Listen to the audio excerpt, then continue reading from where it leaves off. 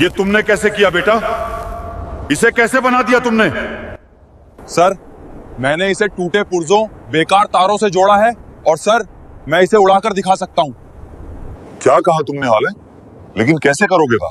हुनर किसी साधन का मोहताज नहीं होतागा। ये शब्द थे 15 साल के उस जुनूनी लड़के के, जिसने बिना अपनी मेहनत, जुनून, काबिलियत और अपनी कार्यकुशलता से वो कर दिखाया जिसे इंडियन वायुसेना आज भी सलाम करती है। उसकी पहचान थी उसके काले ग्रीस से सने हाथ, उसके कपड़ों से आती ग्रीस और तेल की महक। जहां उसके दोस्त क्रिकेट के स्कोर और वीडियो गेम्स के लेवल पार करने में लगे थे, वहीं रोहन अपना सारा वक्त कबाड़ की गुमनाम दुकानों पर गुजारता था। वो वहां टूटी हुई मोटरों, बेजान तारों और जंग लगे उपकरणों के बीच अपनी जन्नत तलाशता था। लोग उसे पागल कहते थे, कबाड़ी वाला कहकर मजाक उड़ाते थे। किसी को नहीं पता था कि ये पागलपन ही एक दिन इतिहास रचने वाला है। रोहन के पास पैसा नहीं था, बिजली नहीं थी, और उसके पास एक जुनून था, एक ऐसा अधूरा ख्वाब जिसे पूरा करने के लिए उसने हर रात संघर्ष किया। और उसने अपने संघर्ष और जुनून से ऐसा कुछ कर दिया जिससे पूरी दुनिया हैरान हो गई और आर्मी तक उसके दरवाजे पर आ गई। इस लड़के ने अपनी काबिलियत से यह साबित कर दिखाया कि आपका हुनर और कुछ कर दिखाने का जुनून किसी बड़ी डिग्री व साधन की मोहताज नहीं।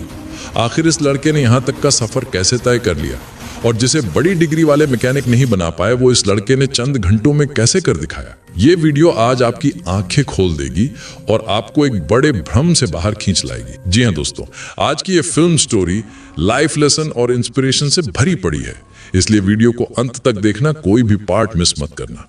तो चलिए शुरू से शुरू करते हैं। राजस्थान का एक छोटा सा कस्बा, पहचान सिर्फ धूल और खामोशी। लेकिन इस कस्बे की तंग और सकरी गलियों में 15 साल का एक अजीब लड़का रहता था। नाम था रोहन।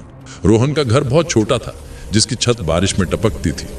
10 साल पहले उसके पिता, जो एक मामूली मैकेनिक थे, दिल का दौरा पड़ने से गुजर गए थे। उनके जाने के बाद घर में बस 2 चीजें बची थी। एक रोहन की माँ, जो लोगों के घरों में बर्तन मांजकर गुजारा करती थी, और दूसरा एक पुराना घिसा हुआ स्क्रू ड्राइवर, जो उसके पिता ने उसे अपनी आखिरी सांसों से पहले दिया था। पिता ने कहा था, बेटा, दुनिया में कोई चीज ऐसी नहीं है जो एक बार टूट जाए तो फिर जुड़ न सके। बस देखने वाली नजर और जोड़ने वाला हाथ चाहिए। किसी भी खराब मशीन की कोर प्रॉब्लम को समझे बिना उसे ठीक करने का प्रयास व्यर्थ है। बेटा, अपनी काबिलियत को समझो और उसे इतना निखारो कि मशीनों की बड़ी से बड़ी खराबी भी छोटी नजर आने लगे। पिता की ये बातें रोहन की जिंदगी का ऐसा मंत्र बन गईं, जिसने रोहन के मन में जुनून की एक ऐसी चिंगारी फूंक दी जो आगे चलकर बड़ी सफलता की ज्वालामुखी में बदलने वाला था। वो स्कूल तो जाता था, लेकिन उसका मन किताबों के अक्षरों में नहीं, बल्कि पंखे की मोटर और स्कूल बस के इंजन की आवाज में रमता था। लोग उसे पागल मिस्त्री, नकली मैकेनिक कहकर चिढ़ाते थे, लेकिन रोहन को फर्क नहीं पड़ता था। उसे पता था कि मशीनें इंसानों से ज्यादा वफादार होती हैं। अगर आप उनकी भाषा समझें तो वो कभी धोखा नहीं देती। ये रोहन की दुनिया का वो सच था जिसे वो किसी को देखने नहीं देता था। हर रात जब बस्ती की बाकी बत्तियां बुझ जाती थीं, तब रोहन रसोई के कोने में रखे एकमात्र मिट्टी के दिए की टिमटिमाती लौ में बैठकर हर अक्षर को अपनी किस्मत की तरह पढ़ता था। वो कोई कबाड़ का सामान नहीं देखता था, वो उस पेचकस को देखता था जो उसके पिता ने उसे दी थी। उसे लगता था ये पेचकस उसके पिता की आत्मा है, जो हर रात उसे चुपके से इंजीनियरिंग का पाठ पढ़ाने आती है। गांव में कैलाशनाथ अंकल का गैराज था। ये रोहन के पिता के अच्छे मित्र थे। रोहन अक्सर इनके गैराज में आता और ध्यान से इनके हर काम को निहारता रहता। एक दिन कैलाशनाथ अंकल ने रोहन को देखते हुए मुस्कुराए और पूछा, अरे रोहन बेटा, तुम रोज यहाँ आकर क्या देखते रहते हो? बाकी बच्चों की तरह तुम्हारा खेल कूद में मन नहीं लगता क्या? रोहन ने हल्की सी मुस्कान के साथ गहरी चमकती आंखों से जवाब दिया, अंकल, खेल तो हर कोई खेलता है, पर मैं वो खेल खेलना चाहता हूं जिसमें हारने से डर नहीं लगता, बल्कि हर हार से कुछ नया सीखने मिलता है। कैलाशनाथ थोड़े हैरान हुए, और वो कौन सा खेल है बेटा? रोहन ने धीरे धीरे पिता का दिया हुआ पेचकस अपनी जेब से निकाला। उसकी आवाज में विश्वास, दर्द और सपना तीनों साथ बोले, ये मेरा खिलौना भी है और मेरा हथियार भी। मैं मशीनों को समझना चाहता हूं अंकल, उन्हें चलाना, उन्हें बनाना, क्योंकि एक दिन मैं ऐसा कुछ कर दिखाऊंगा जिस पर दुनिया नहीं, मेरे पापा गर्व करेंगे। एक क्षण के लिए गैराज में पड़े औजार भी जैसे खामोश हो गए। दीवारों की दरारों से आती धूप रोहन के चेहरे पर पड़ी, जिसमें उसके संघर्ष का साया और सपनों की चमक साथ दिखाई दे रही थी। कैलाश नाथ उसके कंधे पर हाथ रखकर बोले, बेटा, जुनून ऐसे ही नहीं मिलता। ये ऊपर वाला सिर्फ उन्हीं को देता है जो दर्द के बावजूद मुस्कुरा कर आगे बढ़ना जानते हैं। आज से ये गैराज तुम्हारा भी है। आओ, सीखो, जितना सीखना हो। रोहन की आंखों में नमी उतरी, पर वो कमजोरी न डर, वो थी जीत की पहली चिंगारी। उसने दृढ़ स्वर में कहा, अंकल, आज से नहीं, आज से आगे कोई भी रात मेरी बिना कोशिश के नहीं जाएगी। मैं अपने भाग्य का पेच खुद कसूंगा। रोहन की इतनी गहरी व जुनून से भरी बातें सुन कैलाश नाथ सन्न रह गए। वो समझ गए कि एक दिन ये लड़का बहुत बड़ा इतिहास रचने वाला है। और उसी दिन उस पुराने गैराज में एक साधारण लड़के की जगह एक भविष्य का इंजीनियर जन्म ले चुका था, जिसके हाथों में पुराना पेचकस था, पर दिल में नई उड़ान का जज्बा। स्कूल में रोहन की गरीबी और उसका अलग थलग स्वभाव उसे लगातार अकेलापन देता था। एक दिन क्लास टीचर ने जब सबसे पूछा कि वे बड़े होकर क्या बनेंगे, तो सभी ने डॉक्टर, इंजीनियर या सरकारी बाबू बनने के सपने बताए।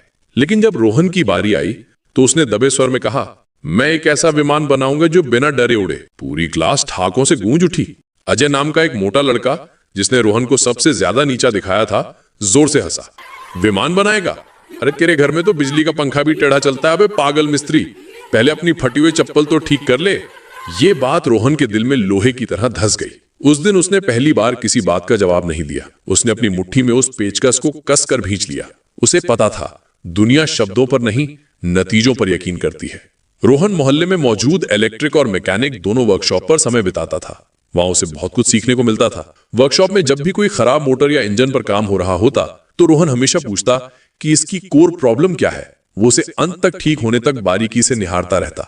वो कई तरह की कोर प्रॉब्लम, जैसे फ्यूल फिल्टर चोक हो जाना, इंजेक्टर जैम हो जाना, स्पार्क प्लग खराब हो जाना, इंजन ऑयल बहुत कम होना, बैटरी डिस्चार्ज या डेड होना, ऑल्टरनेटर खराब होना, वायरिंग शॉर्ट हो जाना, फ्यूज उड़ जाना, फ्यूल सप्लाई की समस्या, करंट या स्पार्क की समस्या, इंजन ओवरहीट होना, सेंसर या इलेक्ट्रॉनिक कंपोनेंट फेल होना, या फिर एयर या एग्जॉस्ट ब्लॉकेज जैसी तमाम प्रॉब्लम को समझने लगा। रोहन 15 साल का हो चुका था। वो कैलाश अंकल की वर्कशॉप में उनके काम में मदद भी करने लगा। इस तरह वो न सिर्फ बारीकियां सीखने लगा, बल्कि अपने हुनर को आजमाते हुए अपनी काबिलियत को निखारने भी लगा। एक दिन स्कूल से ऐलान हुआ, कल एयरफोर्स म्यूजियम का टूर है। ये सुनते ही बच्चों में खुशी की लहर दौड़ गई। अगले दिन सुबह 8 बजे 50 बच्चों से भरी बस जैसे ही म्यूजियम के विशाल लोहे के गेट के सामने रुकी, तो हर किसी की आंखें चमक उठी। गेट इतना ऊंचा था कि ऐसा लगता था जैसे आसमान को छू रहा हो, और उसके ऊपर सुनहरे अक्षरों में लिखा था, भारतीय वायुसेना। म्यूजियम के अंदर इतिहास गवाह दे रहा था। चारों तरफ ऊंचे हैंगर, बीच में चमकते लड़ाकू विमान, और दीवारों पर टंगे उन वीरों की तस्वीरें जिन्होंने देश के लिए अपनी जान कुर्बान की थी। शोकेस में सजे मेडल चुपचाप गवाही दे रहे थे, हमने ये देश अपने खून से बनाया है। लेकिन रोहन उन चमकती चीजों में नहीं उलझा। उसकी निगाहें पर्दे के पीछे देख रही थी, और तभी एक अजीब सी खामोशी ने उसे जकड़ लिया। गाइड की आवाज धुंधली पड़ गई। रोहन की नजरें म्यूजियम के आखिरी छोर हैंगर नंबर 4 के कोने में जा टिकी। वहां बाकी सब विमानों से अलग उदासी की एक मोटी परत बिछी हुई थी। धूल की परत के नीचे एक विशालकाय लड़ाकू विमान खड़ा था, मिकोयन MiG-27। ये इतना बड़ा था कि बाकी सारे विमान उसके सामने खिलौने लग रहे थे, पर यह जीवित नहीं था। इसे द स्लीपिंग बीस्ट, सोता हुआ राक्षस के नाम से जाना जाता था। यह विमान पिछले 15 सालों से खामोश था। गाइड्स बता रहे थे कि कैसे 3 सरकारें बदल गईं, 7 प्रोजेक्ट फेल हो गए, और देश विदेश के बड़े बड़े इंजीनियरों ने हार मान ली। इसका इंजन स्टार्ट ही नहीं होता था। इसे अब कबाड़ घोषित कर दिया गया था, और अगले महीने इसे टुकड़ों में काटकर नीलाम किया जाने वाला था। रोहन की क्लास के बच्चे उसके सामने खड़े होकर सेल्फी ले रहे थे और उसका मजाक उड़ा रहे थे। देखो, रोहन का भाई खड़ा है, दोनों ही कबाड़ हैं। एक लड़का हंसा, लेकिन रोहन को कुछ सुनाई नहीं दे रहा था। वो उस विमान के पास गया। उसने जमीन पर लेटकर उसके निचले हिस्से को देखा। उसकी नजरें उन जगहों पर गईं जहां बड़े बड़े वैज्ञानिकों का ध्यान नहीं गया था। रोहन अभी भी धूल और तेल की गंध के बीच तारों के उलझे हुए जाल को टटोल रहा था कि तभी एक भारी रोबदार आवाज गूंजी। ए लड़के, क्या कर रहा है वहां? हटो। ये आवाज थी चीफ इंजीनियर डॉक्टर वर्मा की थी, जो अपनी टीम के साथ अंतिम निरीक्षण कर रहे थे। उनके चेहरे पर 15 साल की थकान और विफलता साफ झलक रही थी। उनके साथ बड़े बड़े अधिकारी और कुछ मीडिया वाले भी थे। रोहन अपनी जगह से नहीं हिला। वो खड़ा हुआ, अपने घुटनों से धूल झाड़ी और सीधे डॉक्टर वर्मा की आंखों में देखकर बोला, सर, ये जहाज खराब नहीं है, बस ये नाराज है। पूरे हैंगर में सन्नाटा छा गया। फिर एक जोरदार ठहाका गूंजा। इंजीनियरों की टीम हंस रही थी। नाराज है? ये बच्चा हमें सिखाएगा? बेटा, हम 15 साल से यहां सर खपा रहे हैं। एक जूनियर इंजीनियर ने तंज कसा। रोहन की मुट्ठी भिंच गई। उसे अपने पिता का चेहरा याद आया। उसने अपनी जेब से वो पुराना पेचकस निकाला और उसे कसकर पकड़ा। सर, इसका फ्यूल इंजेक्टर और टरबाइन का अलाइनमेंट गलत है। हवा का दबाव नीचे से नहीं, ऊपर से ब्लॉक हो रहा है। आपने सब कुछ चेक किया, लेकिन 15 साल पुरानी वायरिंग का अर्थिंग चेक नहीं किया। अगर मुझे मौका मिले तो मैं इसे चालू कर सकता हूं। रोहन की आवाज हैंगर के सन्नाटे में गूंज उठी। वहां खड़े हर वैज्ञानिक, हर अधिकारी के कान खड़े हो गए। डॉक्टर वर्मा की अनुभवी हंसी अचानक बीच में ही रुक गई। 15 साल! इस दौरान देश विदेश के महान इंजीनियरों ने जटिल कैलकुलेशंस किए थे, कंप्यूटर सिमुलेशन चलाए थे, लेकिन किसी ने अर्थिंग की इतनी मूलभूत बात नहीं की थी। उन्होंने रोहन को ऊपर से नीचे तक देखा। फटी हुई स्कूल यूनिफॉर्म, घिसे हुए जूते, लेकिन उसकी आंखों में एक अजीब दहकती हुई आग थी। एक ऐसी ऊर्जा जो शायद उनके अंदर जवानी में हुआ करती थी। डॉक्टर वर्मा ने भीड़ को शांत किया। वे गंभीर होकर रोहन के पास आए। उनकी निगाहें रोहन की आंखों में गड़ी थी। तुम्हें लगता है तुम वो कर सकते हो जो हम नहीं कर पाए? तुम्हारी उम्र क्या है? 15 साल सर, और मुझे बस 48 घंटे चाहिए इसे ठीक करने के लिए। भीड़ में फिर फुसफुसाहट शुरू हो गई, जो जल्द ही आक्रोश में बदल गई। पागलपन है, टाइम वेस्ट है, इसे बाहर निकालो। डॉक्टर वर्मा ने एक गहरी सांस ली। उनके सामने उनकी 15 साल की हार खड़ी थी। ठीक है, वैसे भी ये कबाड़ में जा रहा है। तुम्हारे पास 48 घंटे हैं। अगर नहीं कर पाए तो तुम्हें यहां की सफाई करनी होगी। मंजूर है? रोहन ने कहा। घड़ी की टिक टिक टिक टिक शुरू हो गई। शाम के 6 बज चुके थे। हैंगर खाली हो गया था। बस एक सुरक्षा गार्ड और रोहन की छोटी सी टीम। रोहन और उसके 2 दोस्त, श्याम और इकबाल, वही थे। 48 घंटों का दहशत भरा काउंटडाउन शुरू हो चुका था। पहले 10 घंटे सिर्फ सफाई में गए। रोहन ने इंजन के हर एक पुर्जे को ऐसे साफ किया जैसे कोई पुजारी भगवान की मूर्ति को साफ करता है। धूल, जंग और मरे हुए कीड़े सब बाहर निकाले गए। रात के 2 बज चुके थे जब बाहर की दुनिया सो रही थी। रोहन जहाज के फ्यूजलेज के अंदर तंग और घुटन भरी जगह में घुसा। वहां भयंकर गर्मी और घुटन थी। पसीने से उसके कपड़े लथपथ थे। रोहन एक 15 साल पुराना कड़ा तार काट रहा था कि तभी उसका हाथ फिसल गया। तीखी लोहे की पत्ती ने उसकी हथेली को चीर दिया। टपकने लगा। उसकी कालिख भरी उंगलियों से रिसकर सीधे विमान के लोहे पर गिर रहा था, जैसे वो विमान को जीवन का बलिदान दे रहा हो। उसका दोस्त इकबाल चिल्लाया, रोहन छोड़ दे भाई, ये नहीं होगा। रोहन ने अपनी शर्ट का एक टुकड़ा फाड़ा और हाथ पर कसकर बांध लिया। दर्द शरीर को हो रहा है, मेरे सपने को नहीं, उसने कहा और फिर से काम में जुट गया। अगले दिन दोपहर तक उसने वो क्रिटिकल एरर ढूंढ निकाली जो 15 साल से छुपी थी। इंजन के मेन इनटेक वाल्व में एक माइक्रो साइज्ड क्रैक था। यही वो लीक पॉइंट था जिससे हवा लीक हो रही थी और इंजन का जरूरी कंप्रेशन साइकिल पूरा नहीं हो पा रहा था। ये क्रैक यही इंजन की जान ले रहा था। बड़े एक्सपर्ट्स इसे मैन्युफैक्चरिंग डिजाइन मानकर आगे बढ़ गए थे, लेकिन रोहन के शार्प ऑब्जर्वेशन ने उसे टेक्निकल खामी माना। अब समस्या थी उसे ठीक करने की। उनके पास नए पार्ट्स नहीं थे। रोहन ने अपनी जेब से अपना लकी पेचकस निकाला और कबाड़ में पड़े एक पुराने वाल्व को काट कर घिस कर उसे जहाज के वाल्व जैसा आकार दिया।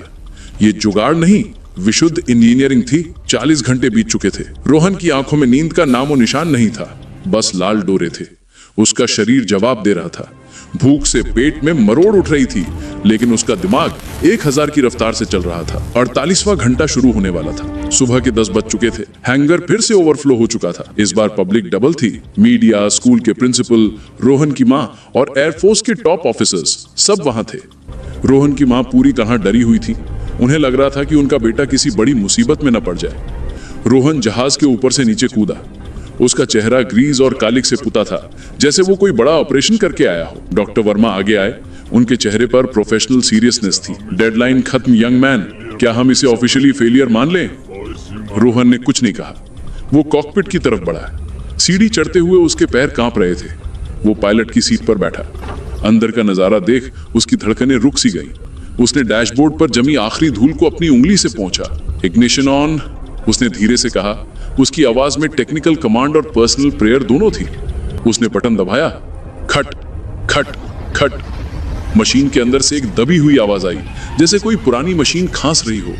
और फिर साइलेंस। पंखे टोटली स्टॉप हो गए। भीड़ में निराशा की लहर दौड़ गई। मैंने कहा था ना, किसी ने पीछे से कहा। रोहन ने आंखें बंद की। उसने अपने पिता के पेचकस को अपनी जेब में महसूस किया। उसने स्टीयरिंग को थपथपाया और फुसफुसाया, चलना यार, मेरी इज्जत का सवाल है। उसने दोबारा बटन दबाया। घर्र गुर्र। इस बार आवाज अलग थी। ये खांसी नहीं, ये दहाड़ थी। अचानक इंजन से काला धुआं निकला और फिर एक नीली आग। वूम वूम वूम। पूरा हैंगर कांप उठा। 15 साल की खामोशी एक ही पल में टूट गई। वो सोता हुआ राक्षस जाग गया था। टरबाइन की सीटी की आवाज इतनी तेज थी कि लोगों को अपने कान बंद करने पड़े।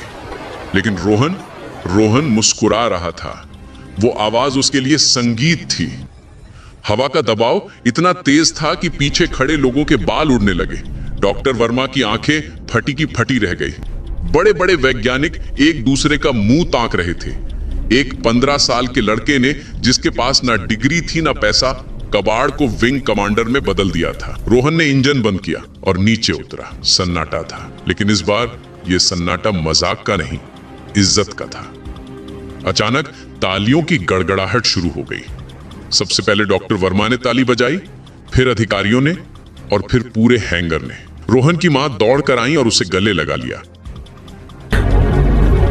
मैं बहुत डर गई। उनके आंसू रोहन के ग्रीस लगे गालों को धो रहे थे। तूने कर दिखाया। वो सिसक रही थी। डॉक्टर वर्मा ने रोहन के कंधे पर हाथ रखा। बेटा, डिग्री तो हम कॉलेज से ले लेते हैं, लेकिन हुनर गॉड गिफ्ट होता है। आज तुमने हमें हरा दिया और मुझे हारने में इतनी खुशी पहली बार हो रही है। तुमने आज सिर्फ एक कामयाबी नहीं पाई, तुमने पूरे देश का मान बढ़ाया है। सर, मैंने बस वही किया जो सही लगा। इतनी कम उम्र में ऐसा कारनामा, ये लड़का इतिहास लिखे। अगले दिन सुबह का सूरज रोहन के लिए सिर्फ रोशनी नहीं लाया, बल्कि वो अपने साथ इतिहास लेकर आया। सस्पेंस अब रियलिटी बन चुका था। शहर के हर अखबार के पहले पन्ने पर रोहन का कालिक से पुता चेहरा और HA-320 विमान की गर्जना करती तस्वीर छपी थी। हेडलाइन थी, कबाड़ हो चुके हवाई जहाज को मिली 15 साल के मैकेनिक की सांसें, जीनियस ने तोड़ा 15 साल का रिकॉर्ड। ये खबर जंगल की आग की तरफ फैली। जो लोग कल तक उसे काला कलूटा मिस्त्री का बेटा कहकर बुलाते थे, आज वही लोग उसकी एक झलक पाने के लिए उसके टूटे हुए घर के बाहर कतार लगाकर खड़े थे। टीवी चैनलों पर ब्रेकिंग न्यूज चल रही थी, जहां रोहन का ग्रीस लगा चेहरा बार बार फ्लैश हो रहा था। वो असंभव को संभव करने का प्रतीक बन गया था। अचानक रोहन का छोटा सा घर, जो कल तक गरीबी का अंधेरा कोना था, आज पूरी दुनिया के लिए उम्मीद का टॉर्च बन गया था। सरकार और रक्षा मंत्रालय तक ये गूंज पहुंच चुकी थी। एक विशेष समारोह में शिक्षा मंत्री ने खुद मंच पर आकर रोहन का हाथ थामा और उसे देश की सबसे प्रतिष्ठित इंजीनियरिंग स्कॉलरशिप देने का ऐलान किया। ये महज एक कागज का टुकड़ा नहीं था, ये उन बेड़ियों के टूटने की आवाज थी जो सालों से रोहन और उसकी मां के पैरों में पड़ी थी। रोहन की मां सीता देवी, जिनके हाथ दूसरों के झूठे बर्तन मांज मांज कर पत्थर जैसे सख्त हो गए थे, आज आंसुओं के सैलाब में थी। उनके हाथ अब कांप नहीं रहे थे, वे गर्व से भरे थे। उन्हें अब कभी किसी की चौखट पर सर नहीं झुकाना पड़ेगा। उनकी उंगलियां अब कभी विम बार और लोहे के जूने से नहीं कटेंगी। गरीबी का वो काला साया जो उनके परिवार को निगलने को तैयार था, उस हवाई जहाज के धुएं के साथ हमेशा के लिए उड़ गया।